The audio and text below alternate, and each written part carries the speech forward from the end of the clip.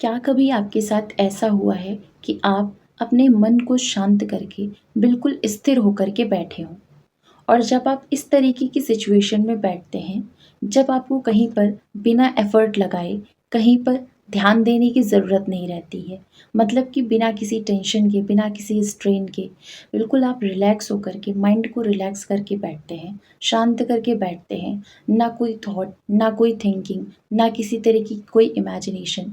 तब ऐसी सिचुएशन में जो बहुत दूर की आवाज़ें होती हैं, जो बहुत दूर के साउंड्स होते हैं या नॉइज़ होती है, वो हमको सुनाई पड़ती है। इसके अलावा जो पास की आवाज़ें होती हैं, वो तो सुनाई ही पड़ती हैं। तो आज हम एक ऐसी स्किल के बारे में बात करेंगे इस वीडियो में, जो कि हमारी धरोहर की पहचान थे। हेलो एवरीवन, मैं रोली पांडे आपका स्वागत करती हूँ मेरे यूट्यूब चैनल पर।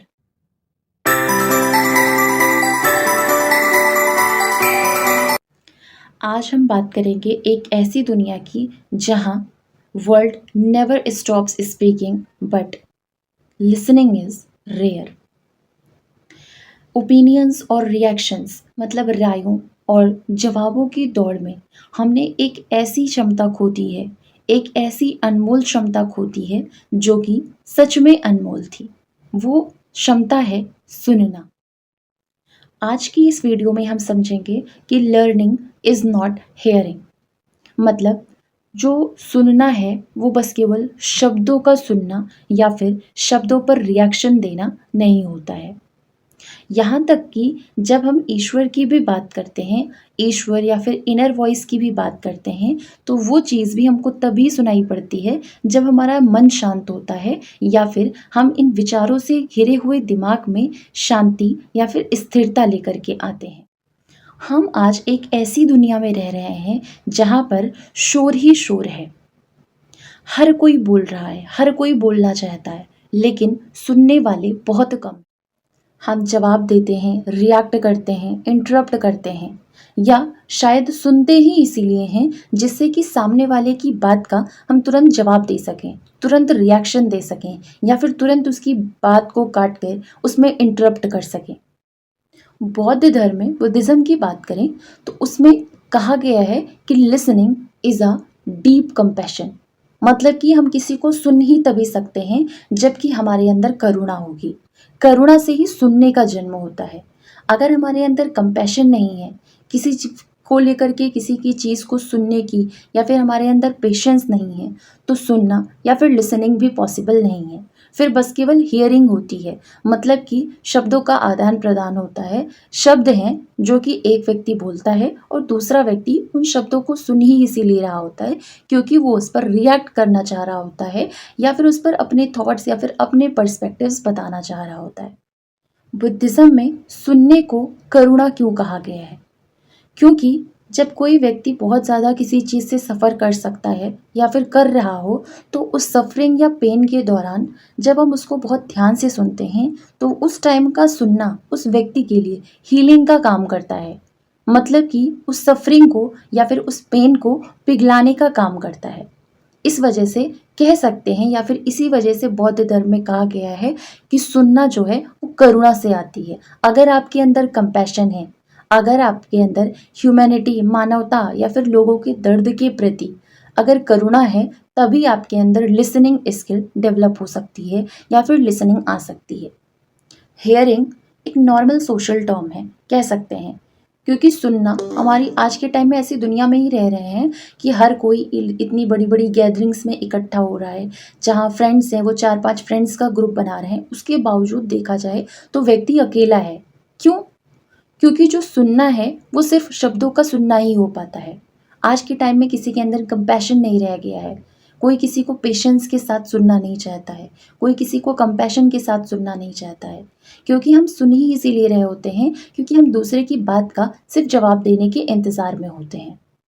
सुनना रिएक्ट करने के लिए नहीं होता है। मतलब लिसनिंग फिर होती क्या चीज़ है? लिसनिंग का मतलब होता है किसी के सच को थाम लेना। जब हम अपने बिना किसी परसेप्शंस को यूज़ किए, अपने किसी थॉट्स को, अपने बिलीव्स को, अपनी जजमेंट्स को यूज़ किए बिना दूसरे की बात को सुनते हैं, जैसा वो सामने वाला हमको एक्सप्रेस करना चाह रहा है, तब इसी को लिसनिंग कहते हैं। यहाँ तक कि कृष्णमूर्ति जी ने बोला है कि सुनना एक कला है। अगर आपके अंदर इनवर्ड क्वाइटनेस नहीं है, अगर आपके अंदर आंतरिक शांति नहीं है, तब आप किसी को नहीं सुन सकते हो। कैसे? अगर आप अपने बिलीफ से, अपने अजम्पशंस से, अपने थॉट से या फिर अपने प्रीकंसेप्शंस से भरे हुए हो, तो आप जब दूसरों की बात को सुनते हो तो दूसरों को नहीं बल्कि खुद को ही सुन रहे होते हो। आप सामने वाला व्यक्ति जो भी बोल रहा है या फिर सामने वाला जो भी एक्सप्रेस कर रहा है, उस चीज़ को आप अपने पैमाने पर तोलते हो या फिर आपके जो भी बिलीव्स हैं, आपके जो भी थॉट्स हैं, उसके अकॉर्डिंग आप सुनते हो और उस बिलीव्स या फिर थॉट में किसी तरीके का कोई भी चेंज आता है, तब आप उसी पर जब पलट कर बोलते हो, उसको रिएक्शन कहते हैं या फिर रिएक्ट करना कहते हैं। इसलिए लिसनिंग इज़ नॉट हियरिंग। कई बार हम बाहर की दुनिया में दूसरों का सुनना नज़रअंदाज करते करते कब खुद को ही सुनना बंद कर देते हैं, हमको पता ही नहीं चलता है। अगर हमको खुद को सुनना नहीं आएगा तो फिर हम दूसरों को भी नहीं सुन पाएंगे। जो हमको समाज, सोसाइटी, लोग या हमारे फ्रेंड्स हैं या फिर हमारे रिलेशंस में हैं, जो भी रिश्तेदार या रिलेटिव्स हैं, जो कोई भी है, ये हमारे बारे में जो परसेप्शन बना लेते हैं या फिर हमारे बारे में जो एक बिलीफ सिस्टम तैयार कर लेते हैं और हमारे बारे में हमसे जो बताते हैं, उसी के आधार पर हम अपने आप का एक पर्सनैलिटी तैयार कर लेते हैं और हमको लगता है कि हम यही हैं। मतलब कि आपने खुद को भी सुनना बंद कर दिया है। आपने अपनी इनर वॉइस को भी दबा दिया है। अगर आप इन थॉट से, सोसाइटी की थॉट से या फिर आप अपने जो भी फ्रेंड्स हैं उनकी थॉट से अगर आप घिरे हुए हो, तो फिर आप अपनी आवाज़ को नहीं सुन सकते हो। आप अपनी ना रियल वैल्यू जान सकते हो, ना अपनी रियल एबिलिटीज़ जान सकते हो, ना ही खुद को जान सकते हो। तो फिर आपको दूसरों के लिए छोड़ो, खुद के लिए भी करुणा नहीं रहेगी। ट्रू लिसनिंग तभी हो सकती है जब हम खुद को सरेंडर कर दें। खुद को सरेंडर करने का मतलब क्या हुआ? अपने थॉट्स, अपने बिलीव्स, इन सब चीज़ों को समर्पित करके बिल्कुल रिलैक्स और काम होकर के आंतरिक शांति के साथ या फिर इनवर्ड क्वाइटनेस के साथ खुद को सुनने लग जाते हैं या फिर दूसरों को सुनने लग जाते हैं, तब वही होती है ट्रू लिसनिंग। अगर लिसनिंग की हम फिलोसफिकल डेप्थ में जाएं तो रूमी ने एक बार कहा था कि the quieter you become the more you able to here.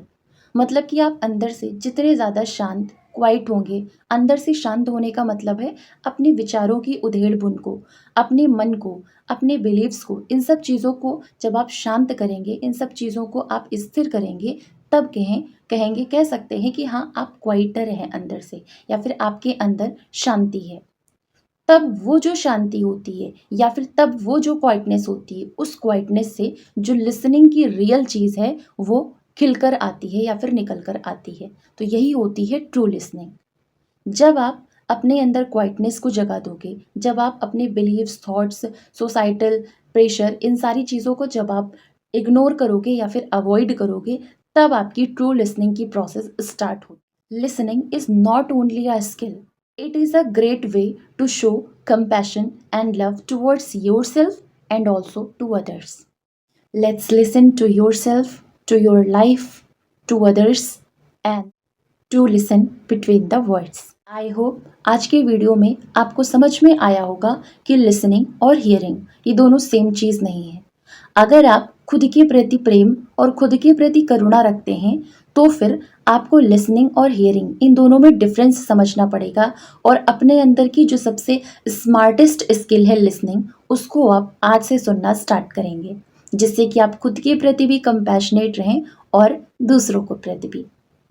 तो मिलते हैं नेक्स्ट वीडियो में। Until next time, stay present and keep listening. Thank you for listening talks of Roli.